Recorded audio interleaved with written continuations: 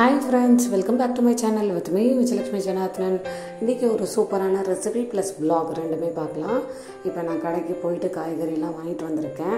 அது வந்து என்ன வாங்கினேன், எப்படி வாங்கினேன், என்ன ரேட்டுன்னு பார்க்கலாம்.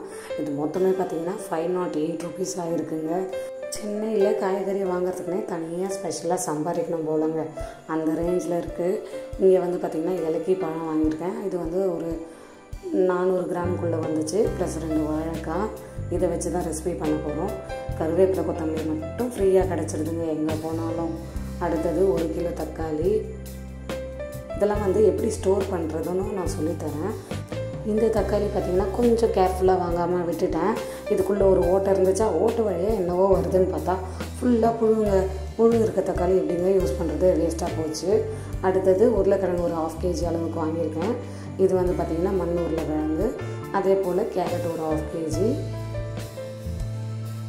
அடுத்தது பீட்ரூட் ஒரு 1/2 kg. என் பொண்ணுக்கு ரம்பூட்டான்னா ரொம்ப பிடிக்கும். சும்மாவா சொல்லணும், அதோட விலை எவ்வளோ விற்குதுன்ட்டு. இந்த பழத்தோட விலையே 122 ரூபா ஆச்சு. அதுக்கப்புறம் கொஞ்சமாக இஞ்சி வாங்கியிருக்கேன். அப்புறம் ஒரு 3 கொய்யா பழம் வாங்கிட்டு வந்தேன். நான் வந்து அடிக்கடி இந்த கேப்சிகம் யூஸ் பண்ணி சமைப்பேன். அதனால் கேப்சிகமில் வந்து ஆன்டி ஆக்சிடென்ட் இருக்குது, அதுக்காக அது 2. அப்புறம் மரவள்ளிக்கிழங்கு. பூண்டு பார்த்திங்கன்னா ஒரு 1/4 கிலோ அளவுக்கு வாங்கிட்டு வந்தேன். அந்த பூண்டோட விலை பார்த்திங்கன்னா கிட்டத்தட்ட 98 ரூபா விற்கிதுங்க. அடுத்தது வெங்காயம் ஒரு 1 கிலோ வாங்கியிருக்கேன். இதெல்லாம் பார்த்திங்கன்னா இந்த மாதிரி பேஸ்கெட்டில் தான் ஸ்டோர் பண்ணணும். உருளைக்கிழங்கு, வெங்காயம், மரவள்ளிக்கிழங்குலாம் வெளியே தான் ஸ்டோர் பண்ணணும், ஃப்ரிட்ஜில் வைக்கக்கூடாது. அதுக்கப்புறம் இஞ்சி வந்து பார்த்திங்கன்னா நீங்கள் வெளியவும் வைக்கலாம், உள்ளேயும் வைக்கலாம். நான் வந்து இஞ்சி வந்து இந்த மாதிரி ஃப்ரீசரில் ஓப்பன் ஸ்பேஸில் வைப்பேன். இது கிட்டத்தட்ட பார்த்திங்கன்னா ஒரு 20-30 நாளைக்கு அப்படியே இருக்கும். அடுத்தது தக்காளி வந்து இந்த மாதிரி ஒரு பேஸ்கெட் போட்டு அந்த பேஸ்கெட்குள்ளே பிரித்து வச்சுருப்பேன். அப்போ தான் மற்ற காயோடு ஒன்று சேர்ந்து அடி வாங்காதுன்ட்டு. அடுத்தது கேரட்டு, அதுவும் இதே போல் தனித்தனியாக சின்ன சின்ன உள்ள பேஸ்கெட்ஸ் வச்சு அதில் அடுக்கி வச்சுருவேன். அடுத்தது பீட்ரூட்டும் வச்சாச்சு. கருவேப்பிலையை பார்த்தீங்கன்னா கிட்டத்தட்ட 20 நாள் வரைக்கும் கெடாமல் இருக்க இந்த மாதிரி ஒரு பவுலில் ஒரு பேப்பர் போட்டு அதில் வந்து இந்த மாதிரி கருவேப்பிலையை உருவி போட்டு க்ளோஸ் பண்ணி வச்சோன்னா 20 டேஸ்க்கு சூப்பராகவே இருக்கும். கொத்தமல்லியும் அதே போல் தாங்க. இந்த மாதிரி ரூட்டை வந்து கட் பண்ணி எடுத்துகிட்டு அந்த கொத்தமல்லியை மட்டும் அடியில் ஒரு பேப்பர் போட்டு க்ளோஸ் பண்ணி வைக்கணும். பச்சை மிளகா காம்பு எடுத்துகிட்டு அப்படியே ஸ்டோர் பண்ணிக்கலாம். இந்த கொத்தமல்லியெல்லாம் என் வீட்டில் இருக்க கிரேன்னு தெரியும் இல்லையா, ஒரு பறவை, அதுக்கு வந்து சாப்பிட கொடுத்துருவேன். இப்போ பூண்டு பார்த்திங்கன்னா இந்த மாதிரி உரித்து போட்டு எடுத்து வச்சோன்னா தான் 1 மாதம் வரைக்கும் கெடாமல் சூப்பராக இருக்கும். இப்போது சூப்பரான ஒரு ரெசிபி பார்க்க போகிறோம். என்ன யோசிக்கிறீங்களா? புரட்டாசி மாதம் ஸ்டார்ட் ஆகிடுச்சு. நான்வெஜ் சாப்பிட முடியாது இல்லையா? என் பொண்ணு மீன் வேணும்னு கேட்டாங்க. அதுக்கு நான் என்ன பண்ணுறது, இல்லை எனக்கு வேணும்னா சரி நம்ம வாழைக்காய் வச்சு ஒரு சைவ மீன் வறுவலை பண்ணிவிடுவோன்ட்டு யோசித்து இந்த மாதிரி வாழைக்காவை எடுத்து அதை தோல் சீவி கட் பண்ணி எடுத்துட்டேன். இது மீன் போல் இருக்கிறதுக்காக இந்த மாதிரி ஸ்லைசஸை வந்து கிராஸ் டாப்பில் வந்து கட் பண்ணிக்கிட்டேன். நல்லா எவ்வளோ முடியுமோ அவ்வளோ தின் ஸ்லைசஸாக கட் பண்ணிக்கிட்டேன்.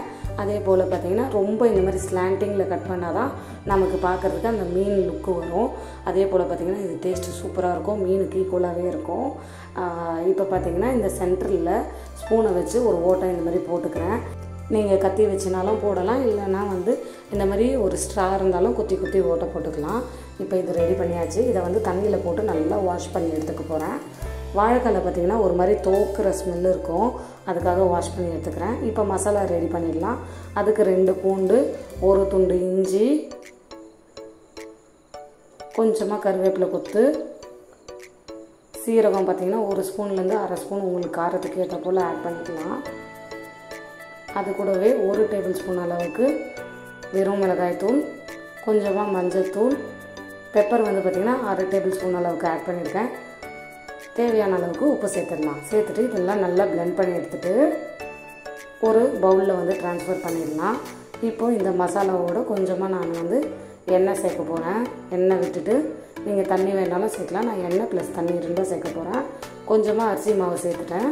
2 டேபிள் ஸ்பூன் அளவுக்கு அரிசி மாவு சேர்த்துட்டு கொஞ்சமாக தண்ணி விட்டு நல்லா இந்த மாதிரி பிசைஞ்சிட்டே வரேன். இது வந்து இந்த மாதிரி லிக்விட் கன்சிஸ்டன்சி வந்ததும் நம்ம ரெடி பண்ணி வச்சுருக்கோம் வாழைக்காவை இந்த மாதிரி அந்த மசாலாவில் டிப் பண்ணி அப்ளை பண்ணிடலாம். இது நல்லா கோட் ஆகி வரட்டும். இது கோட் ஆகிட்டு ஒரு 20 மினிட்ஸ்லேருந்து 1/2 hour வரைக்கும் நல்லா ஊற விடலாம். இது நல்லா ஊறி வரட்டும். இப்போ ஒன்றுனா இந்த மாதிரி மசாலா தடவி எடுத்து வச்சிடலாம். நீங்கள் வந்து ஃபிஷ்ஷுக்கு போடுற மாதிரி எந்த மசாலா வேணாலும் போடலாங்க, சூப்பராகவே இருக்கும். அடுத்தது இப்போ தோசைக்கல்லை வச்சுட்டு அதில் தேவையான அளவுக்கு எண்ணெய் விட்டுட்டு நம்ம ரெடி பண்ணி வச்சுருக்க வாழைக்காய் இருக்குது இல்லையா, அந்த வாழைக்காவை மீன் போடவே ஒரு பீஸஸாக வச்சு 2 பக்கமும் நல்லா ரோஸ்ட் ஆகி வர வரைக்கும் வெயிட் பண்ணுவோம். இது வந்து கிட்டத்தட்ட பார்த்திங்கன்னா ஒரு பக்கம் ஒரு 3 to 4 மினிட்ஸ், அடுத்த பக்கம் ஒரு 3 to 4 மினிட்ஸ் அந்த மாதிரி வந்து ரோஸ்ட் பண்ணணும். அப்போ தான் வந்து உள்ளே நல்லா வெந்து வரும். டக்குன்னு நம்ம திருப்பிட்டோன்னா இந்த வாழைக்காய் வேகாது. சிலர் பார்த்திங்கன்னா வேக வச்சு அதுக்கப்புறம் இந்த மாதிரி ஸ்லைஸ் பண்ணிக்கலாம். இது எல்லாமே நம்ம விஷ் தான், எப்படி வேணாலும் நம்ம செஞ்சுக்கலாம். நீங்கள் அந்த மாதிரி செஞ்சிங்கனாலும் இது சூப்பராக வரும். இல்லை இந்த மாதிரி செஞ்சிங்கன்னா கொஞ்சம் டைம் எடுக்கும் வேக. ஸோ வந்து நீங்கள் மீடியம் ஃப்ளேமில் வச்சு கிட்டத்தட்ட வந்து 2 பக்கமும் 4 மினிட்ஸ் 8 மினிட்ஸ் அளவுக்கு வேக விட்டு எடுத்திங்கன்னா சூப்பரான வாழைக்காய் மீன் வறுவல் ரெடி ஆகிடும். என்னடா இது சைவ வாழைக்காய் மீன் வறுவலா அப்படின்னு யோசிக்கிறீங்களா? புரட்டாசி மாதத்துக்கு நான்வெஜ்ஜுக்கு சப்ஸ்டியூட்டாக இந்த மாதிரி வெஜ்லேயே நம்ம செஞ்சு சாப்பிடலாம். இந்த மாதிரி புது ரெசிபிகள் இன்னும் வர புரட்டாசி மாதம் ஃபுல்லாக நான் வந்து அப்லோட் பண்ணிகிட்டே வரேன். இந்த சனிக்கிழமை நம்ம வந்து புரட்டாசிக்காக சாமி கும்பிட்றதுனால அதுக்காக ஒரு vlog-ம் நான் கூடவே வந்து ஆட் பண்ண போகிறேன். Until then, stay tuned. Thank you for watching and thank you for your support. மறக்காமல் என் சேனலை அப்படியே சப்ஸ்கிரைப் பண்ணிடுங்க ப்ளீஸ்.